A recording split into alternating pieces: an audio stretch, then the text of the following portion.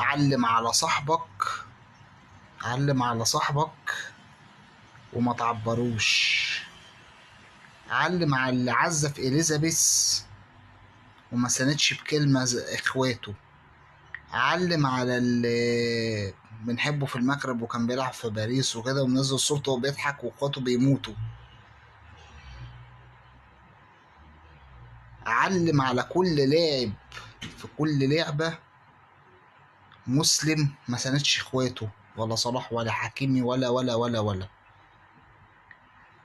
وعلم على كل كافر انت بتحبه سندك كان الصهيوني المحتل زي كورتوا، وزي في واحد اللي هو بتاع NBA اللي سند الصهاينة، وزي أوثق ورا الإيمان الحب في الله والبغض في الله. ولو كفر احنا نبغضهم مادام هم بيعادونا وبيعادوا اخواتنا وبيعادوا